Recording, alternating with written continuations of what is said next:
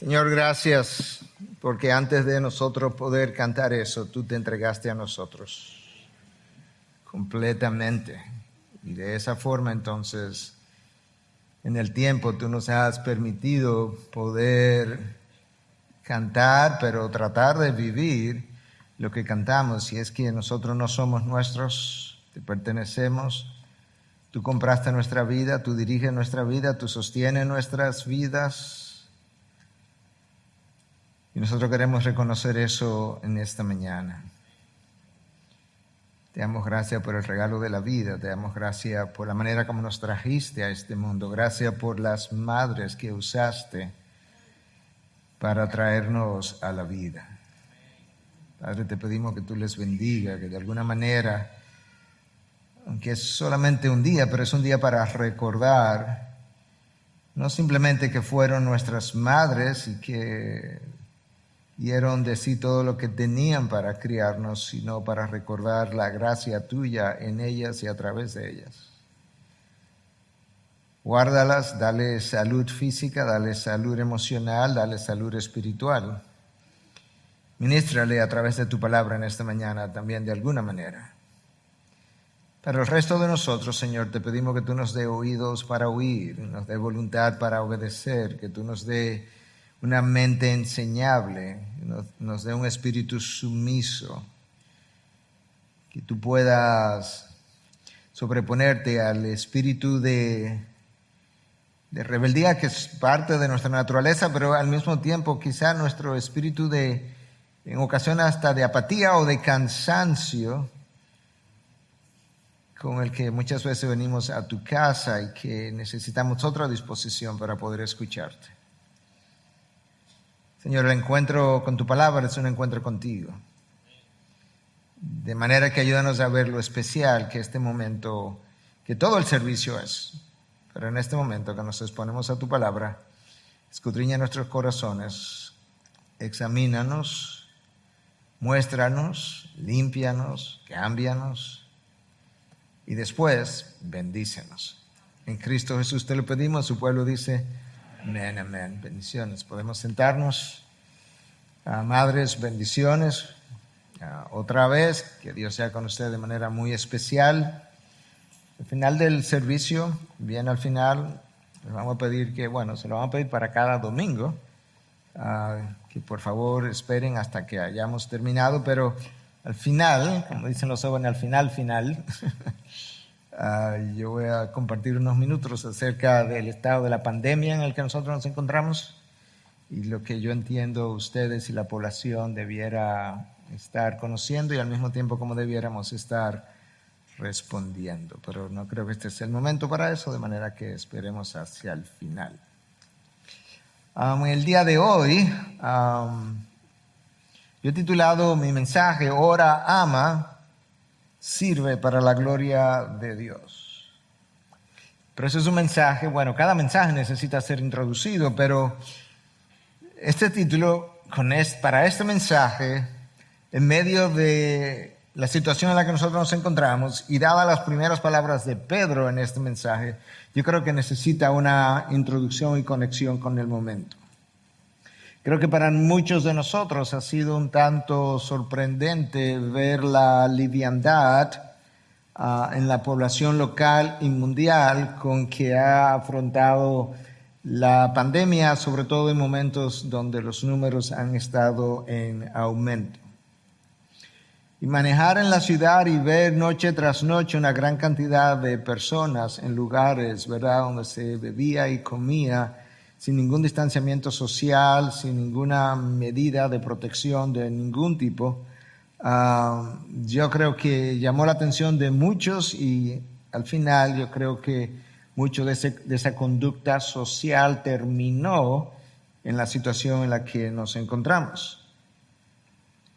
Pero yo creo que esa es la manera en general como el mundo vive. Yo no creo que es una reflexión simplemente del entendimiento de una enfermedad y su esparcimiento, sino que yo creo que el mundo vive como en otra dimensión, por así decirlo, de la realidad.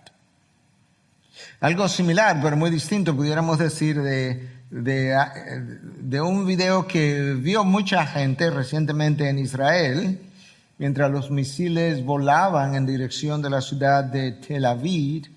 En un video que vi, una gran cantidad de personas estaba disfrutando el sol en las playas en la ciudad de Tel Aviv o en la misma área, y de repente las sirenas sonaron y tú veías todos estos bañistas corriendo hacia un refugio. La playa estaba empaquetada, como diría en inglés, packed full de gente, mientras los misiles continuaban cayendo sobre la ciudad. Desde la distancia a mí no me pareció una forma prudente de vivir ese momento. No me pareció que era un espíritu sobrio, pero al mismo tiempo yo creo que es algo que ha caracterizado a la humanidad toda la vida. De hecho, Cristo mismo en el sermón del Monte de los Olivos dijo en Mateo 24, 37 al 39, porque como en los días de Noé, así será la venida del Hijo del Hombre. Pues así como en aquellos días antes del diluvio estaban comiendo y bebiendo, casándose y dándose en matrimonio, hasta el día en que Noé entró en el arca, y no comprendieron hasta que vino el diluvio y se los llevó a todos, así será la venida del Hijo del Hombre. La misma actitud de los tiempos de Noé, dice Cristo, será la actitud en los tiempos finales. Y en el texto de hoy, para que puedan entender mi introducción, hay un llamado de inicio a la sobriedad y a la prudencia. Dos virtudes que no han caracterizado la sociedad y en especial nuestra generación. Nuestra generación ha sido caracterizada por el mundo secular, léase, por el mundo secular. Ha sido publicada como una generación egoísta, narcisista, hedonista, rebelde, individualista, relativista, reduccionista y más recientemente, en medio de la pandemia o hacia el final de la pandemia, como la generación de cristal. Esa es las redes sociales y la prensa y los medios de comunicación y los autores seculares, una generación que carece de la fortaleza necesaria para enfrentar las dificultades y que por tanto prefiere como escapar de su realidad. Unos han escapado comiendo y bebiendo y otros a sus hogares encerrados. El texto de Pedro hoy concluye una sección larga, yo se la mencioné pero probablemente lo olvidaron, una sección larga que comenzó en el capítulo 2, versículo 11 y 12, y está concluyendo en el capítulo 4, versículo 11 del día de hoy. Es una sección larga acerca de qué se espera o cómo debiera un cristiano comportarse en todas sus áreas, incluyendo dentro de sus relaciones distintas. Pedro continúa esta temática y la concluye hoy. Y al concluir lo hace de una forma muy peculiar.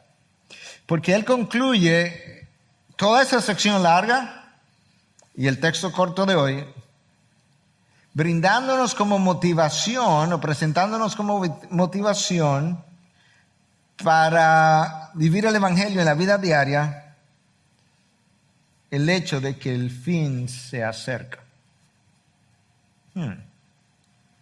No oímos muchos sermones de esa forma. Pedro hace exactamente lo mismo en su segunda carta, en 3:11. De manera que lo que él dice en su primera carta lo repite con otras palabras en la segunda carta. En la segunda carta habla de que como todas estas cosas han de ser destruidas, ¿de qué clase de personas debiéramos ser nosotros? Debiéramos vivir en santa piedad. En otras palabras, Pedro entiende que como el fin se acerca, nosotros debiéramos ser ejemplos. Como Pablo le escribe a Timoteo y le dice, sé ejemplo de los creyentes en palabra, en conducta, en amor, fe y pureza. ¡Wow! Un hombre veterano, teólogo, misionero, pastor, le dice a su discípulo más querido, más cercano, Timoteo, en tu juventud comienza a ser ejemplo. Quiero que sea ejemplo en palabra, cuando hablas, en conducta, cuando te comportas, en amor, cuando te relacionas, en fe, cuando crees y en pureza, cuando miras, oyes y piensas. Hay diferentes razones por las que un cristiano pudiera querer reflejar el carácter de Cristo. Pero es raro, extremadamente raro, que en nuestros tiempos de positivismo se oiga un mensaje desde el púlpito donde la motivación para vivir el Evangelio en la vida diaria sea el hecho de los tiempos finales y de que el retorno de Cristo se acerca. Ese no es el tema de hoy. Esa es la introducción de Pedro, pero no es el tema de mi mensaje. Por eso decía que dada la manera como Pedro comienza, dada la pandemia en la que estamos, y dado el título que yo escogí, necesitaba hacer una introducción. Recuerda que en el mensaje anterior, en 4:5 de esta carta, Pedro dice que Cristo vendría y juzgará a los vivos y a los muertos.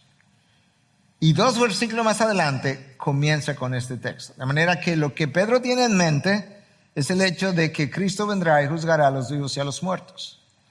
Y ahora el texto de hoy, versículo 7 del capítulo 4. Pero el fin de todas las cosas se acerca. Ahí está el anuncio. El fin de todas las cosas se acerca. Dado eso, sean pues prudentes y de espíritu sobrio para la oración. Sobre todo sean fervientes en su amor los unos para los otros. Pues el amor cubre multitud de pecados. Sean hospitalarios los unos para con los otros, sin murmuraciones. Según cada uno ha recibido un don especial, úselo, sirviéndose los unos a los otros como buenos administradores de la multiforme gracia de Dios. El que hable conforme a las palabras de Dios. El que sirve, que lo haga por la fortaleza que Dios da, para que en todo Dios sea glorificado mediante Jesucristo, a quien pertenecen la gloria y el dominio por los siglos de los siglos. Amén. El texto comienza recordándonos que el fin de todas las cosas se acerca. Se escribió hace 2000 años y todavía no se ha hecho realidad. Entonces necesitamos como entender eso. 2 milenios no se ha hecho realidad y hoy en día nosotros tendríamos que decir otra vez desde este púlpito que el fin de todas las cosas se acerca. Cuando Pedro dijo eso, él no dijo eso tanto cronológicamente para contarle los años, sino teológicamente. Y ahora yo necesito explicar eso. La realidad es que el plan de redención alcanzó su punto cumbre ya hace mucho tiempo. Desde entonces no ha habido ningún otro punto más culminante que ese en la cruz y en la tumba vacía. Y literalmente, a la luz de la palabra de Dios, y voy a tratar de mostrarlo todavía mejor, nosotros estamos en la última fase del plan de redención desde entonces. Estamos en la recta final. De hecho, en esta misma carta, en 1:20, yo les leí hace ya un par de meses atrás, que Pedro dice que Cristo se ha manifestado en los últimos tiempos. Para Pedro, desde que Cristo apareció y sobre todo después de su cruz y resurrección, estamos en los últimos tiempos. El autor de Hebreos coincide con Pedro en 1:2 y dice, en estos últimos días Dios nos ha hablado por su Hijo. De manera que los últimos tiempos de Pedro son los últimos días del autor de Hebreos. Son nuestros últimos días. Esta es la fase final del plan de redención. Algunos de nosotros creemos que esa fase final ha cobrado velocidad. Y en vista de los tiempos que vivimos, tumultuosos, difíciles, complicados, complejos, Pedro, 2000 años atrás, dice, sean pues ustedes prudentes y de espíritu sobrio. La expresión ahí tiene que ver con el sano juicio, con el dominio propio, con una mente lógica que no toma lo que las redes sociales publican acerca de las vacunas contra el COVID y se lo cree, sin ninguna evidencia ni lógica ni científica detrás. Una mente razonable de buen juicio. Pero nos llama a la prudencia y al espíritu sobrio. Esa es la actitud que debiéramos tener frente a la vida, punto, desde que Dios nos creó. Sin embargo, después que Dios nos creó, pasaron cosas y han continuado pasando cosas y el mundo ha ido marchando de mal en peor, tal como fue predicho. Entonces Pedro nos hace un llamado, pero nota cómo él les escribe a este grupo de personas que están dispersos en medio de la persecución, en dificultad, distinta a una pandemia, pero en otro sentido, en mayor dificultad, porque su vida también estaba en peligro y el régimen entero estaba contra ellos. Y Pedro le dice, sean prudentes y de espíritu sobrio, pero escucha cómo, para la oración. Wow. Pedro me está diciendo, cuando Pedro dice que yo sea prudente y de espíritu sobrio para la oración, él no me está haciendo un llamado a la oración genérica. Padre, gracias por el día de hoy, gracias por los alimentos, gracias por mis hijos. Te pido que tú lo acompañes al colegio, que los cuide, que los traiga con bien. Amén. No, él no está llamándonos a la oración genérica, no nos está llamando a la oración ordinaria, superficial, rutinaria a la que estamos acostumbrados. Es un llamado a orar con vehemencia, con una fe que mueve montañas, con persistencia. Hermanos, y yo quiero continuar contextualizando el mensaje de hoy. Si una pandemia como esta, que a la luz de todas las pandemias de la humanidad es extremadamente pequeña, y puede ser que tú hayas perdido un ser querido y eso te suene insensible. Yo no estoy tratando de ser insensible, por Dios. Sería lo último que un pastor médico que tiene que ver pacientes de COVID pudiera hacer. Yo estoy tratando de ser prudente y sobrio para ayudarnos a comprender a la luz de la historia de la humanidad delante de que nosotros estamos. Si esa pandemia ha sacudido las emociones de esta generación, que el mundo le ha llamado generación de cristal, ¿te imaginas de qué forma la iglesia, le estoy hablando a la iglesia, pasaría por un periodo de gran tribulación que pudiera estar, no estoy haciendo profecías aquí, pero pudiera estar al doblar de la esquina? ¿De qué manera nosotros vamos a hacer eso? Pedro dice, yo te voy a decir cómo. Tú necesitas un espíritu prudente, necesitas un espíritu sobrio para orar. ¿Por qué es que Pedro está diciendo eso?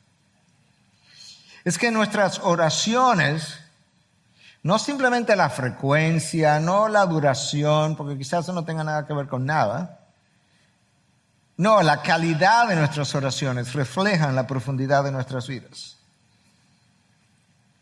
Nuestras oraciones reflejan o no nuestra confianza en Dios. Nuestras oraciones reflejan la centralidad de nuestro diario vivir, Dios o nosotros.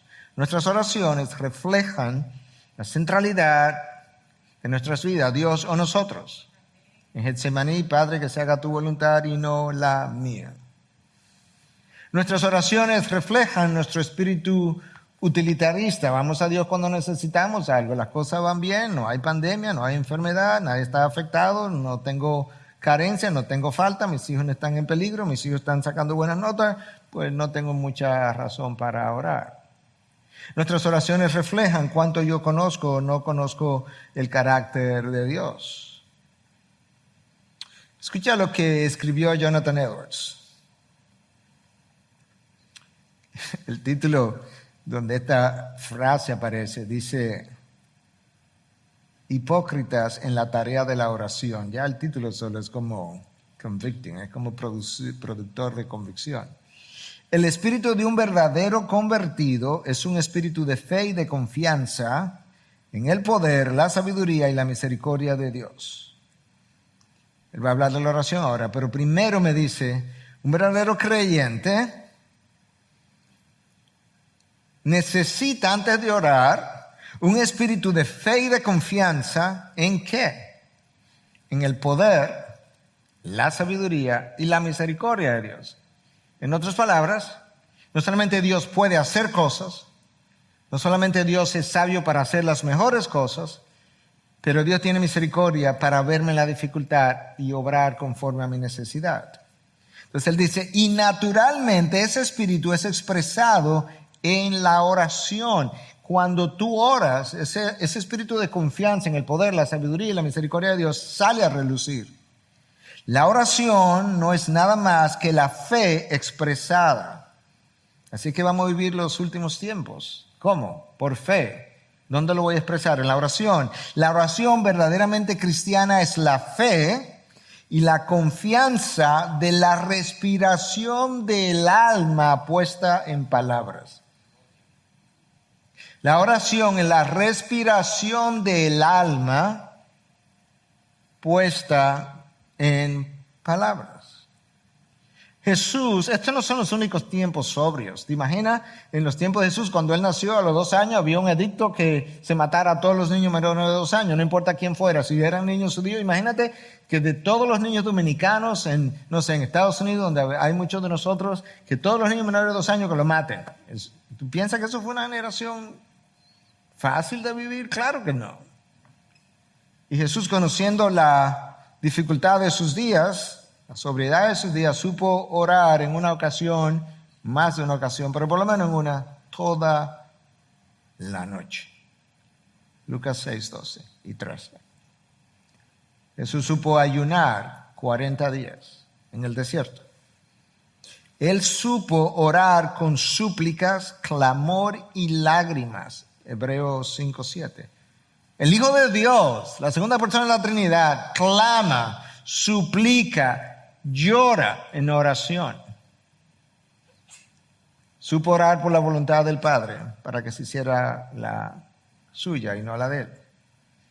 Supo orar desde la cruz: Padre, perdónalos, perdona a mis enemigos porque no saben lo que hacen. Esa es la actitud de una oración, de una persona de espíritu sobrio, piadoso y centrado en Dios y sus propósitos. De manera que lo que Pedro nos está diciendo, tiempos difíciles, en la recta final de los últimos tiempos, de los últimos días, se requiere de oración intensa, guiada por el Espíritu que mora en nosotros, una oración confiada en la soberanía de Dios y una oración confiada en que la oración puede cambiar las cosas aun si no cambia a Dios. Dios ha revelado eso. Dios ha revelado que Él no es hombre para que se arrepienta. Dios no cambia de opinión y al mismo tiempo ha revelado, pero hay cosas que yo no la voy a hacer a menos que tú la pidas. No tenéis porque no pedís, dice Santiago. Cristo vino y dijo: pedid y se os dará. Eso es una garantía. Buscad y hallaréis. Llamad y se os abrirá. Pastor, bueno, pero eso, usted no piensa que todo lo que yo voy a pedir se me va a dar. Eso no es lo que Él dice. Él no dice, pide que te voy a dar lo que pida. Eso no es lo que Él dice. Él dice, pide y se te dará. Entonces, aunque las garantías son como generales, tú y yo tenemos que tener la confianza en la sabiduría de Dios de que hablaba Jonathan Edwards, la misericordia de Dios para creer que aunque la oferta de que se te dará es general, cuando tú pidas, Dios en su sabiduría sabrá darte de manera particular y personal a ti lo que necesitas, aunque no sea lo que pides, pero será mejor que lo que pides. ¿Me entendiste? La oración cambia las cosas, o puede cambiar las cosas. La oración tiene que ser de fe, confiada. Tiene que ser tanto de fe y confiada que escucha lo que Santiago vuelve a decir, capítulo 1, versículos 6 y 7.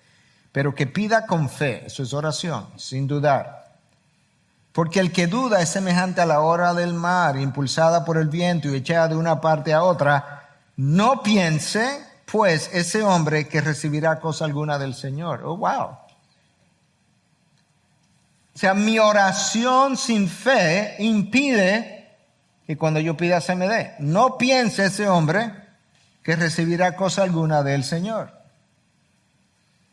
Entonces Pedro me está diciendo, como el fin de las cosas se acerca, sean de espíritu prudente, sobrio, mente lógica, autocontrolada, de dominio propio. para orar. Aprendan a orar, dice Pedro. Sepan cómo, dejen las añadiduras afuera si quieren, pero tienen que orar por el reino de Dios primero. Eso es como Pedro lo está diciendo. Entonces Pedro luego sigue, versículo 8, porque recuerda que esta sección está concluyendo una sección larga que tiene que ver con el comportamiento del cristiano en esta, dada la época. Sobre todo, sean fervientes en su amor los unos por los otros, pues el amor cubre multitud de pecados. Pedro comienza diciendo sobre todo. ¿Por qué tú piensas que Pedro dice sobre todo? Porque está hablando de oración antes. Ahora está hablando de amar. Luego va a hablar de servir. Y él dice sobre todo. Bueno, es que ya se nos dijo en 1 Corintios que si tú no amas, deja de hacer el resto. Literalmente. O sea, el amor es como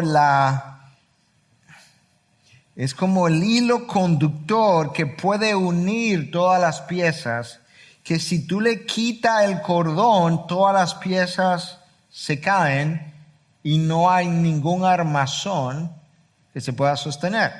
Escucha cómo es que Pablo lo enseña a los corintios en vista de que ellos tenían múltiples dones, lo estaban mal usando, los dones estaban creando problemas. Y Pablo le habla de eso en el capítulo 12 de 1 Corintios, capítulo 14 de 1 Corintios, y pone algo en el medio, el capítulo 13, y dice, bueno, déjame, antes de yo terminar de hablar de los dones, déjame poner esto en el medio para que me entiendan. Si yo hablara lenguas humanas y angélicas, pero no tengo amor, he llegado a ser como metal que resuena o címbalo que retiñe. Y si tuviera el don de profecía y entendiera todos los misterios y todo conocimiento, y si tuviera toda la fe como para trasladar montañas, eso es lo que se requiere, orar, fe. Pablo dice, si yo tuviera toda la fe para orar, pero no tengo amor, nada soy. Con razón es que él dice sobre todo. Ámense los unos a los otros. Y si diera todos mis bienes para dar de comer a los pobres y si entregara mi cuerpo para ser quemado, pero no tengo amor, de nada me aprovecha. Pastor, si yo estoy aquí predicando y no tengo amor por ustedes, por los que están enfermos de COVID y por los demás, y no tengo sentimientos, y no me duele el dolor del otro, deja de predicar, ve y siéntate, sigue cantando. Quizás la manera como la palabra presenta el amar al otro, quizás sea la forma o el mandato. Bueno, para mí yo le quitaría el quizás. Es el mandato más contracultural de la Biblia entera. Por la manera como está presentada. Es una cosa, cada vez que yo la visito, claro que tengo que llenarme de convicción porque es algo monumental. Amar a Dios, que es el primer mandamiento, es como entendible. Yo creo que en el Islam sus seguidores tienen cierto entendimiento de lo que implica amar a Alá. Dios no es múltiple, es uno solo. Estoy simplemente diciendo, analizando la población en general. Yo creo que en el hinduismo la gente ama a sus divinidades, que no existen, pero las aman. Nosotros amamos al Dios trino, el Dios que creemos, único, eterno y verdadero. Y la gente que tiene como una idea cultural de un cristianismo y en el judaísmo también entiende el amor a Dios, aun si no lo lleve a cabo, pero la manera como el amar al otro es presentado en la Biblia cae fuera de todo parámetro, no hay nada con qué medirlo. El llamado de Pedro en el contexto inmediato es amar a los hermanos. Él está hablando a hermanos, es verdad, ámense unos a otros, fervientemente. Pero tiene que salpicar más allá. ¿Tú te imaginas que esa comunidad que estaba siendo perseguida y nosotros en medio de una calamidad como la que tenemos, no fuéramos sensibles a aquellos que están en dolor y en sufrimiento? De hecho, esta comunidad perseguida, su carencia y persecución y dolor y pérdidas y muertes fue precisamente lo que los forzó a unirse para sobrevivir. Y de eso que Pedro está hablando, entre otras cosas. Él dice, es que ustedes están en medio de dificultades grandes, gigantes. Si encima de eso se muerden unos con otros, como está pasando en la iglesia de Cristo en nuestros días, ¿qué chance ustedes piensan que tienen de sobrevivir? Este es el peor momento para comportarnos de esa manera. La dificultad fue el facilitador. Y de verdad que estoy convencido que el mandato más contracultural, más contra la carne, más contra natura de la palabra de Dios es este. Que Cristo lo tomó y lo subió al segundo lugar después del primero, pero lo hizo semejante. Tú amas a Dios sobre todas las cosas, con toda tu alma, mente, cuerpo. Y el segundo es semejante a este. Ama a tu hermano. No, no. Ama a tu prójimo. En otras palabras, por eso decía, esto no tiene parámetro de medida. O sea, tú quieres que ame no solamente a mi hermano con el que tengo dificultad, si quieres que ame al prójimo que yo no conozco. ¿Y quién es mi prójimo? ¿Te acuerdas la parábola del levita y el samaritano? ¿Quién es mi prójimo?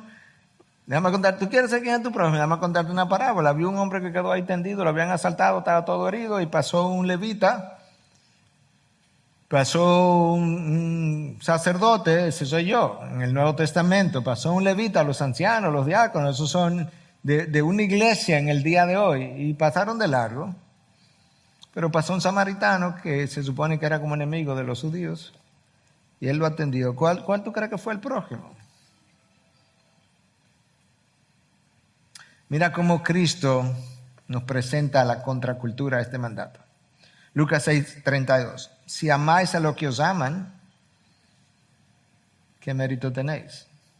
Si ama a tu esposa y ella te ama, si ama a tus hijos y ellos te aman, si ama al pastor y él te ama, si ama al hermano de la iglesia y él te ama, ¿qué mérito tenéis? Jesús, tú estás relajando.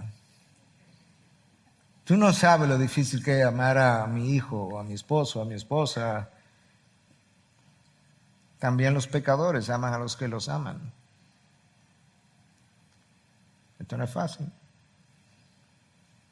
La forma como Dios nos manda a amar como hijos de Él que somos cae fuera de todo paradigma. Esto es lo que Dios me está diciendo. Lo estaba pensando ayer mientras meditaba sobre esto. El amor con el que yo te he amado es infinito. Entonces no puedes recibir mi amor infinito y quedarte con Él. Porque yo no te amé después que tú eras mi hijo. No, yo te amé cuando tú eras mi enemigo. Romanos 5:10. Tú eras mi enemigo y te amé infinitamente. Y ahora tú lo único que puedes devolver, en el mejor de los casos, es un amor finito. En el mejor de los casos. Entonces lo único que te estoy pidiendo es que devuelva de forma finita lo que has recibido de forma infinita y que cuando lo devuelvas, se lo devuelva a todo el mundo. Pero a todo el mundo, en serio. En una ocasión leí esta ilustración que un hermano le dice a otro, un hermano de la fe, mira, yo realmente no te puedo amar como mi hermano. Y este otro era más maduro y le dice, bueno, está bien, pues ámame como a tu prójimo. Y él dice, bueno, que para decirte verdad, yo no te puedo amar ni siquiera como mi prójimo. Y yo, está bien, entonces, ámame como a tu enemigo. Porque la palabra nos llama a amar aún a nuestros enemigos. Yo creo que ahora entiendo mejor el sobre todo de Pedro. Sobre todo, amaos fervientemente. Hace varias semanas atrás yo predicaba un mensaje, se llamó El amor genuino, la marca distintiva del cristiano. ¿Por qué la marca distintiva del cristiano? Porque eso no es algo que yo pudiera decir internamente, espiritualmente, la marca distintiva del cristiano es la morada del Espíritu Santo. Sí, pero eso no se ve. Entonces, ¿cuál es la marca distintiva que sí se ve del cristiano? Es el amor. Por eso conocerán que son mis discípulos si se aman los unos a los otros. Cuando tú leas acerca del fruto del Espíritu en Gálatas 5, 22 y 23, el primero de 9 que están ahí enlistados es el amor. Es como quien dice, si esto no está, ni siga para los otros, porque no van a estar. Y Pedro me dice que tenemos que ser fervientes en amor. La palabra ahí traducida como ferviente puede significar incluso casi como una devoción al otro, como una devoción a mi hermano. Daniel Doriani, un hombre de Dios, entendido en la interpretación bíblica. Tuve el honor de conocerle porque ha sido miembro de Coalición por el Evangelio, The Gospel Coalition, la parte anglo. En su comentario dice que ese amor cubre muchos pecados, no tapándolos ni expiándolos, ya que Jesús es quien los expía. Más bien nosotros cubrimos los pecados perdonándolos. Y los perdonamos incondicionalmente, ya que nosotros fuimos perdonados de manera incondicional, y cuando hacemos eso, estamos imitando a Dios. Una vez más, amar no es fácil, porque eso no es de la carne. Por tanto, no es fácil. La carne lo único que puede experimentar es el eros. Y nosotros llamamos al eros a lo que sentimos cuando las hormonas del placer se suben, los neurotransmisores, llamamos eso amor. El análisis honesto, sincero, te dice, no, eso no es amor, eso es pasión. Que la pasión puede ser usada por Dios para energizar otro tipo de amor, sí, pero eso no, porque eso lo tienen hasta los animales, con hormonas y neurotransmisores también. Y sienten eso. Y tienen una reacción similar a la nuestra cuando lo experimentamos. El amar no es fácil porque tiene que ver con el otro. Y nosotros nacemos, crecemos, vivimos centrados en nosotros mismos. Estamos tan centrados en nosotros mismos que nos encanta planificar nuestra muerte. ¿Tú te imaginas? Es decir, que yo me estoy muriendo y que quiero planificarla antes de morirme. Que lo hagan como quieran, los que están vivos, ya yo me morí. Y donde quieran y con lo que puedan, olvídense. No, antes de morir, porque, como decía la hija de uno de los pasados presidentes de Estados Unidos, de Lyndon Johnson, el problema con mi papá es que cuando él está en una boda, él quiere ser la novia.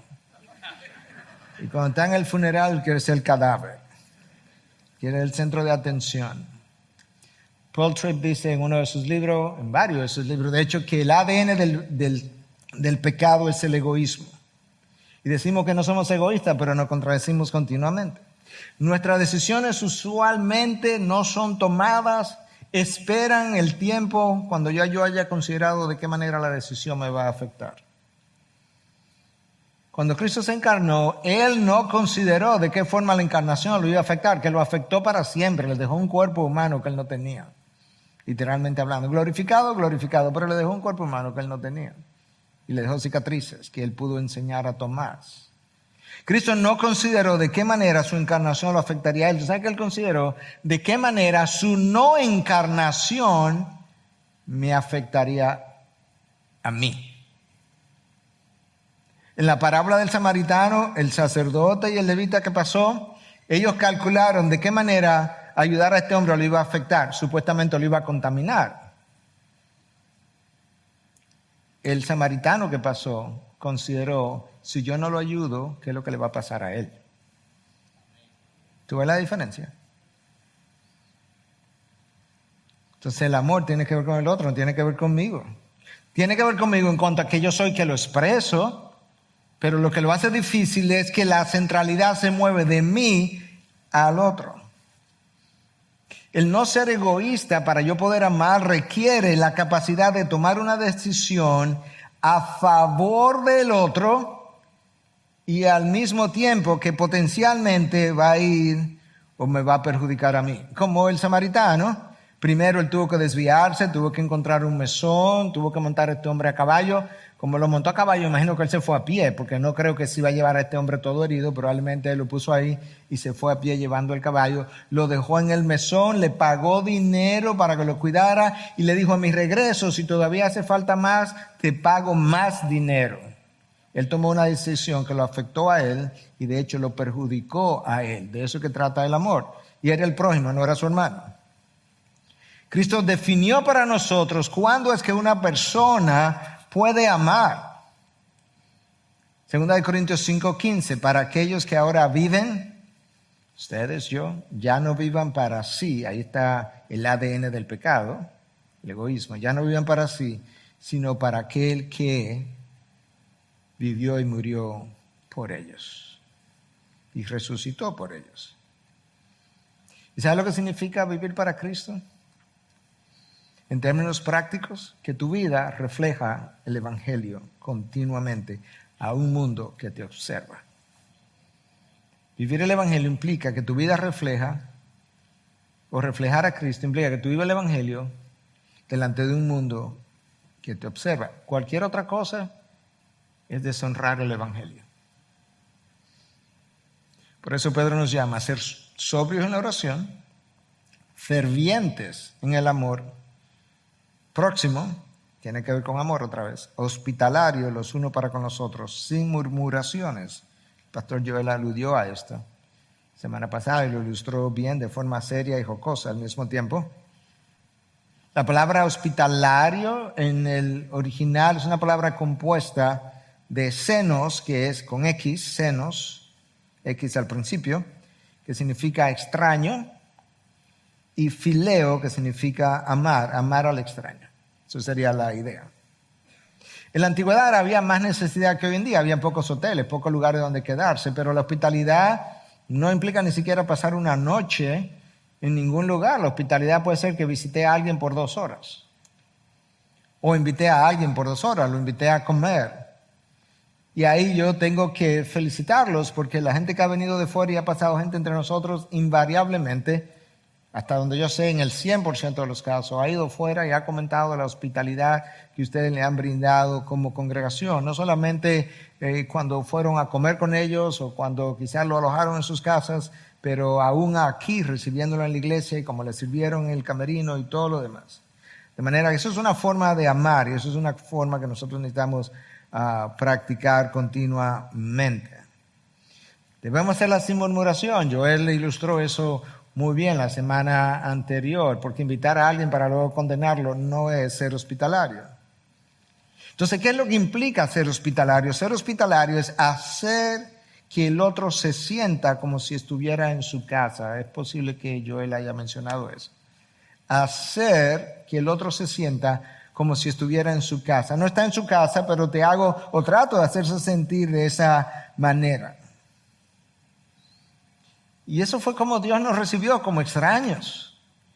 De hecho, Pablo escribe a los Efesios y le dice en el capítulo 2, versículo 12, que nosotros estábamos separados de Cristo, extraños.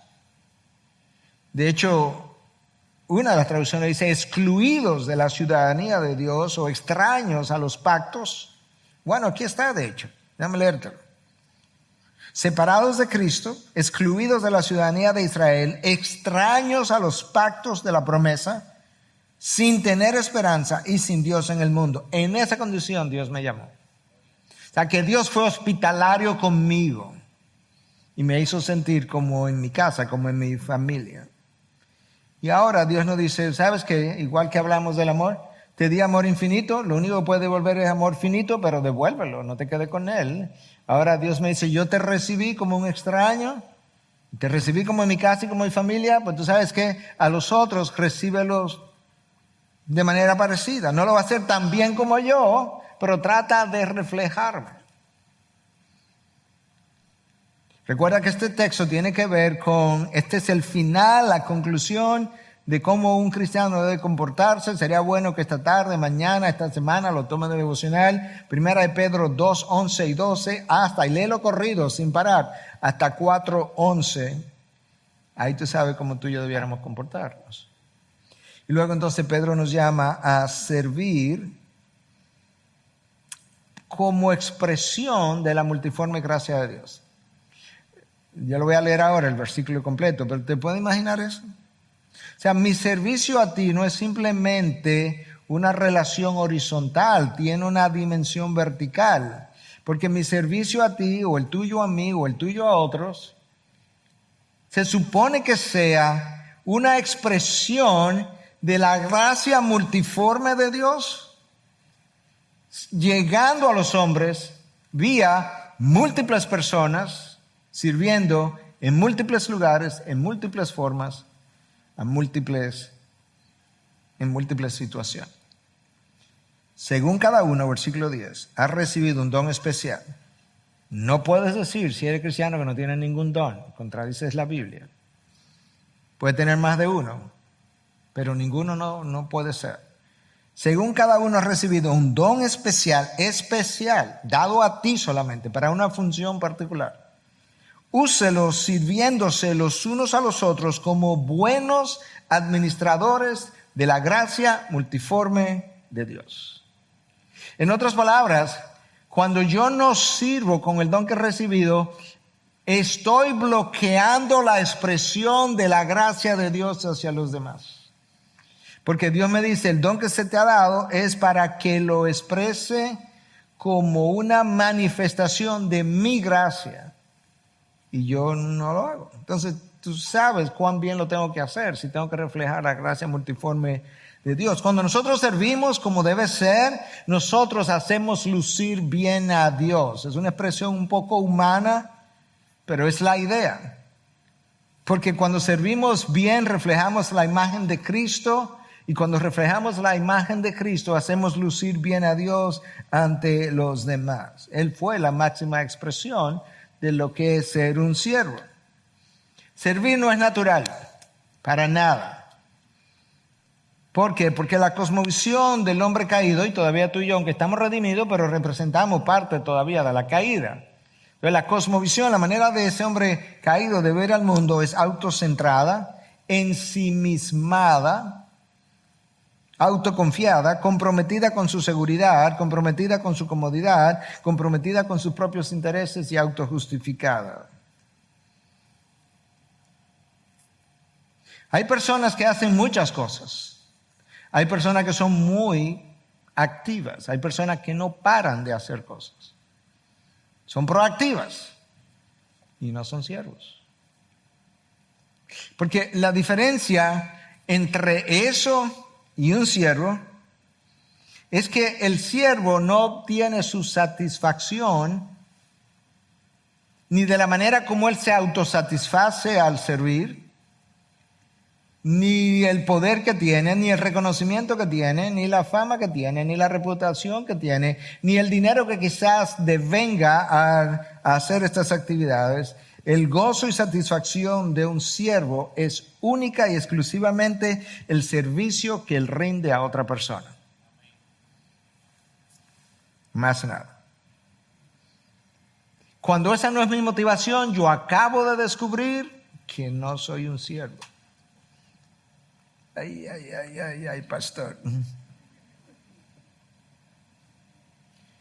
Cuando literalmente, hermano, recuérdate, yo no hago nada con ser un fiscal aquí arriba. Yo tengo que ser pastor, eso es lo que yo soy.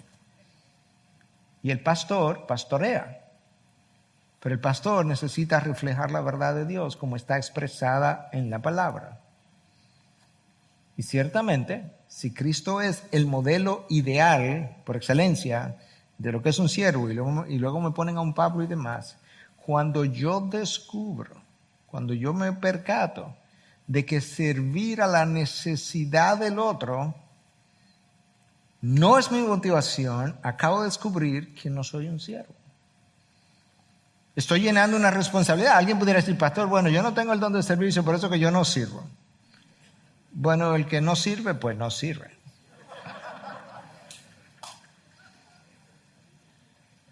Esa es la realidad. La inclinación natural nuestra, ¿cuál es? A servirnos a nosotros mismos.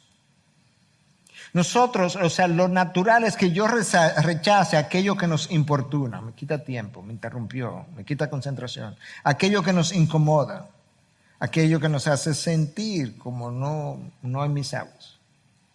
¿Tú sabes por qué? Porque tan pronto nacimos y tan pronto tenemos como un poquito de idea cómo pensar y articular algunas palabras, nosotros hacemos una alianza, un pacto. ¿Con quién? Con nosotros mismos. Si eso es un pacto, mira, sagrado. Ahí sí es verdad que el sí es sí y el no es no. Ahí sí es verdad que yo no necesito nada escrito para cumplirlo. Yo tengo la palabra escrita y no la cumplo. Pero el pacto que yo hago conmigo, mira, eso no lo rompo yo. Porque yo soy un hombre de palabra. ¿En serio? ¿De palabra o de mí mismo? Recuerda, cada uno ha recibido un don especial. Entonces, ¿para qué fue que me lo dieron? Úselo sirviéndose los unos a los otros. Entonces, mira, la función del don es servicio. Y la meta del don, la meta, lo que va a alcanzar, es aliviar la necesidad que el otro tiene. Y cuando eso ocurre, Dios dice, tú, ahora sí estamos hablando. Ahora en ti yo tengo un espejo que refleja mi gracia multiforme hacia los demás.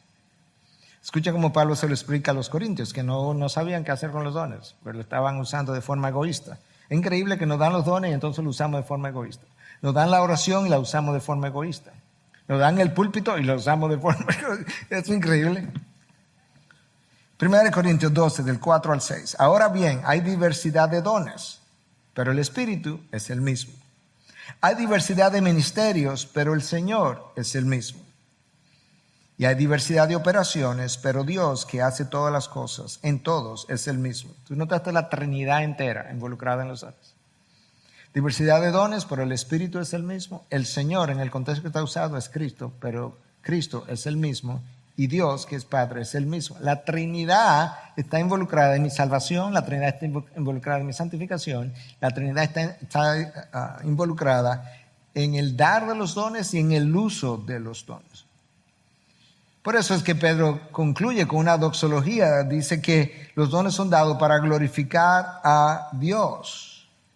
Mira cómo lo dice, versículo 11 final, el que habla, que hable conforme a las palabras de Dios. El que sirve, que lo haga por la fortaleza que Dios da, para que en todo Dios sea glorificado, en todo. ¿Pero en todo qué? En todo el ejercicio de los dones, sea glorificado mediante Jesucristo, a quien pertenecen la gloria y el dominio por los siglos de los siglos. Amén. Según este texto, la meta del don es que Dios sea glorificado. Por eso es que los corintios estaban tan desfasados, porque ellos tomaron los dones, se glorificaron a sí mismos, empañaron la imagen de Dios, pisotearon la imagen de Cristo, y con eso entonces no estaban mostrando que entendían el propósito de los dones. Y por eso que Pablo usa toda esta palabrería para ayudarle a entender el fin de los dones. Cuando Pedro dice el que hable conforme a las palabras de Dios, algunos han entendido, déjame explicarlo. Primero, algunos han entendido que eso se refiere mayormente a los que enseñamos y predicamos, el que hable las palabras de Dios. Puede ser que esa sea la interpretación inmediata, pero cada cosa que la palabra dice tiene que tener una aplicación más amplia para todo el mundo, porque de lo contrario, como que no me sirve de mucho.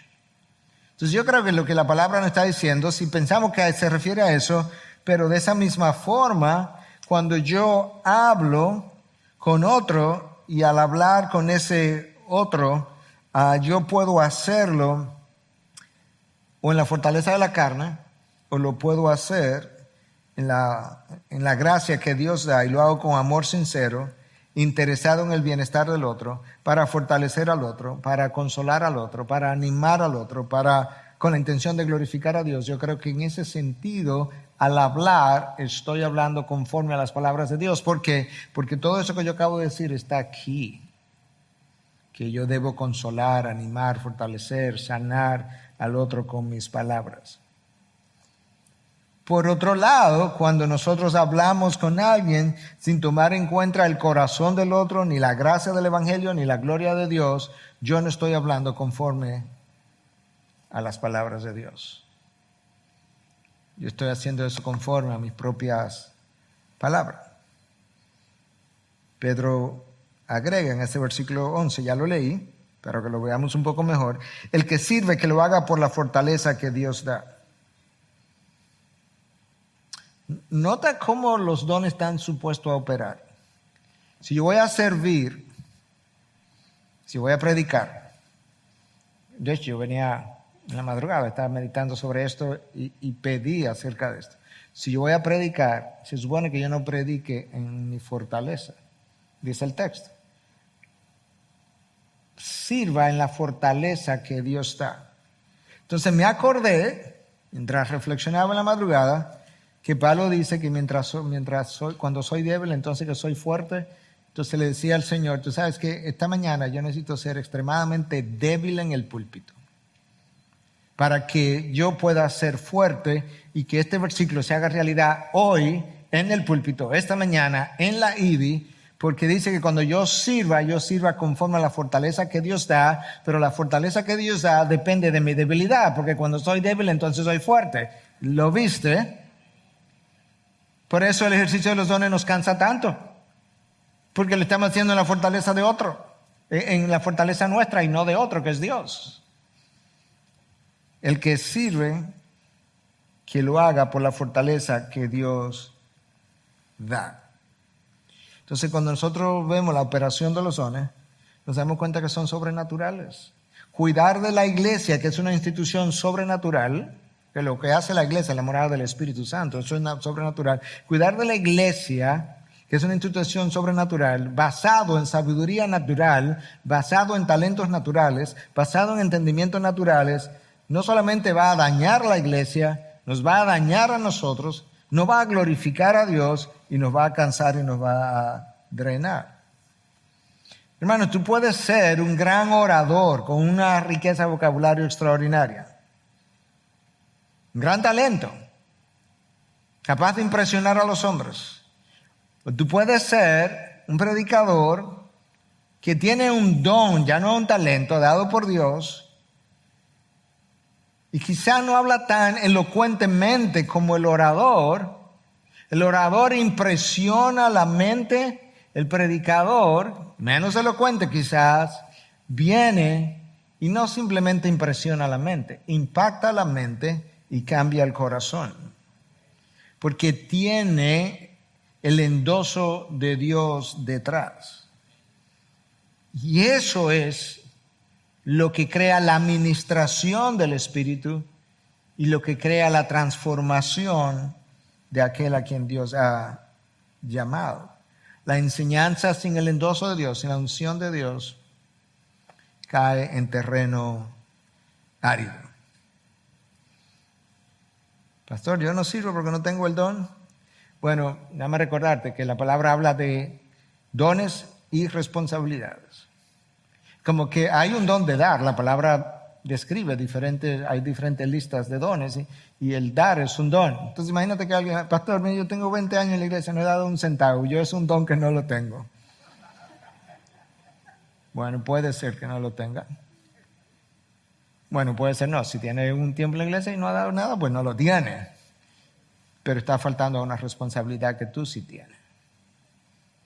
Entonces resulta que el servicio, pastor, yo no sirvo porque no tengo el don. No, el servicio no solamente que es una responsabilidad.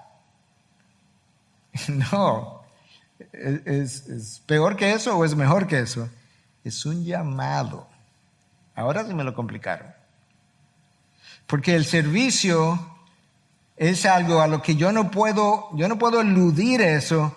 Porque si eres hijo de Dios, tienes un llamado a servir y no simplemente una responsabilidad. Escucha como Pablo lo dice en Filipenses 2, 3 y 4, como el Espíritu de Dios lo dice vía Pablo en Filipenses 2, 3 y 4. Nada hagáis por egoísmo. ¿Recuerda que hablamos de eso? O por vanagloria. Nada, absolutamente nada. No hagas nada que esté centrado en ti, ni para beneficio tuyo, sino con actitud humilde, cada uno de vosotros considere al otro, tú ves que te sale del egoísmo, como más importante que a sí mismo, no buscando cada uno sus propios intereses. No tiene que ver nada con mi beneficio. Eso es servicio. Sino más bien los intereses de los demás. Ese es tu llamado. Ese es el versículo 4. Versículo 5, no te lo voy a leer, pero ¿sabes qué es lo que sigue? Haya pues en vosotros la misma actitud que hubo en Cristo Jesús, que siendo igual a Dios, no consideró su igualdad con Dios como algo al que aferrarse, sino que se despojó a sí mismo. En otras palabras, si estos 2, 3, 4 versículos te causan problemas, déjame traerte a Cristo y decirte lo que hizo, y eso debe darte una idea de qué es lo que se supone que tú y yo debiéramos hacer. Eso no solamente que es difícil, sin amor es una imposibilidad, pero resulta que Primera de Juan nos dice que si yo digo ser hijo de Dios y no amo, no es verdad que yo soy hijo de Dios. Bueno, ahora sí está difícil eso.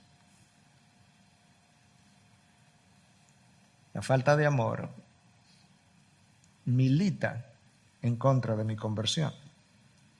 Ya Dios juzgará eso. El servicio, ¿cómo yo sé si tengo el don de servir? Es que el servicio le sirve a todo el mundo, no a con quienes yo simpatizo.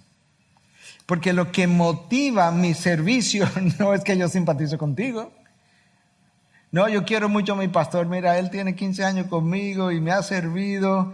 Y entonces al otro no le sirvo. Porque lo que motiva el servicio no es que yo simpatice con el otro, es la necesidad del otro. En el siervo, por lo menos. Nosotros estamos tan autocentrados que a la hora de ejercer el don, queremos ejercer el don con la gente que a mí me gusta y me atrae y yo quiero. O que por lo menos me glorifique, me beneficie a mí. Y Pedro dice, no, porque así tú no glorificas a Dios, es para glorificar a Dios. Y específicamente a Cristo, a quien pertenecen la gloria y el dominio por los siglos de los siglos. Wow. Los corintios recibieron grandes dones, tengo que cerrar. No glorificaron a Dios. Pablo les llama inmaduros, niños en la fe, niños espirituales. Si hay algo que queda claro de estos dones, y el servicio es uno de ellos, los dones no pueden operar, no es que se le hace difícil, no pueden operar divorciados del amor. Nada puede operar divorciado del amor. El evangelio no puede ser vivido divorciado del amor. Dios no puede ser glorificado divorciado del amor. Pedro nos recuerda en estos tiempos finales, en estos tiempos de pandemia, en estos tiempos difíciles, ¿sabes qué? Nosotros tenemos un llamado a la sobriedad, al espíritu sobrio. Tenemos un llamado para la oración, tenemos un llamado a amarnos unos a los otros fervientemente, tenemos un llamado a servirnos de una manera que refleja la multiforme gracia de Dios de manera extraordinaria. Ese es tu llamado y mi llamado. Nada de eso tiene méritos separado del amor de Dios que nos ha entregado a nosotros de manera infinita. Quizás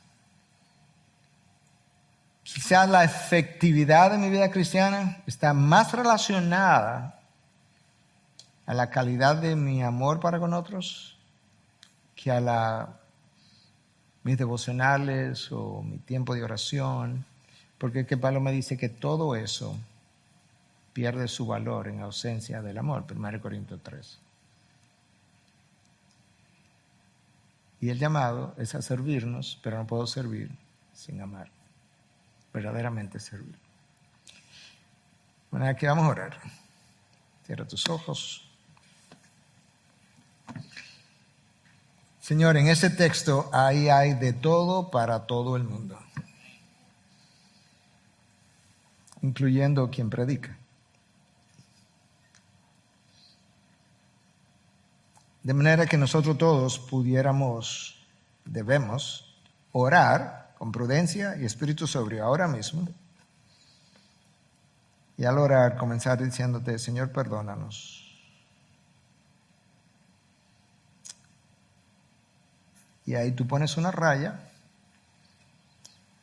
llena el espacio en blanco. Perdóname ahí en tu palabra, la calidad de mi oración, mi falta de oración, la frecuencia de mi oración, los autocentrada de mi oración,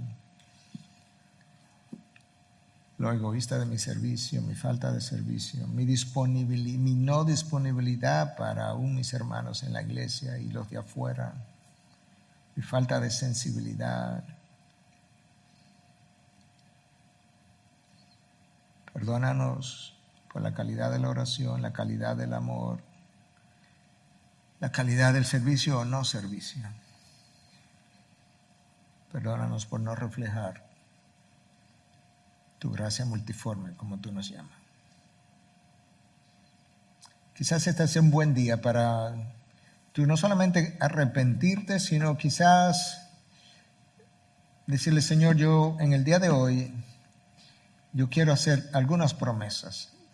Quizás algunas tienen que ver en buscar más de ti íntimamente para que me llenes de tu amor, porque el amor viene de ti para yo poder amar mejor o verdaderamente a otros. Quizás tú quieras hacer algún tipo de, le voy a llamar promesa, compromiso, quizás sea una mejor palabra, un tipo de compromiso con que vas a servir. Te va a poner a disposición de otros y de tu iglesia incluso para servir. En cualquier capacidad, con el don que Dios te haya dado.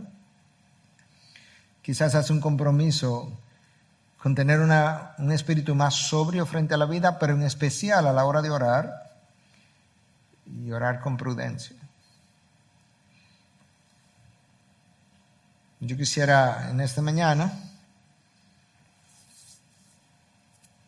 hacer esa oración final y pedirte que cualquiera que sea tu arrepentimiento en el área que sea, o tu compromiso, o ambas cosas en el área que sea, si eso es algo que tú quieres, a lo que tú quieres responder en esta mañana y de lo que Dios te ha hablado y que tú estés dispuesto, pues ahí donde está, ponte de pie, yo voy a orar desde aquí, tú ora con Dios.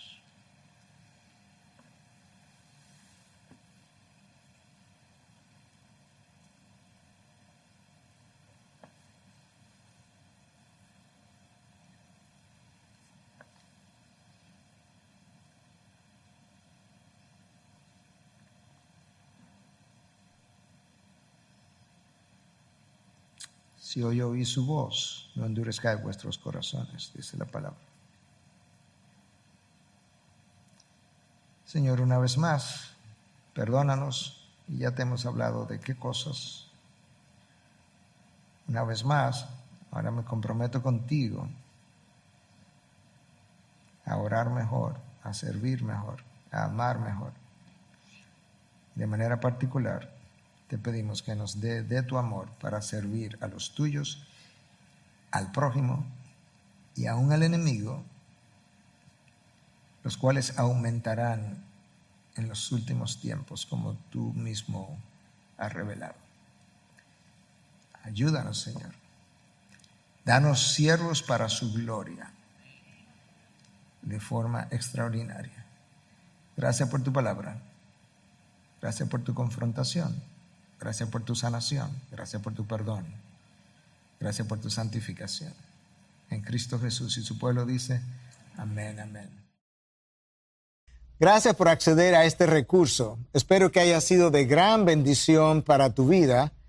Te sugiero que te suscribas a este canal de forma que tú puedas recibir notificación la próxima vez que hayamos subido un nuevo recurso que pueda servirte de instrucción y bendición.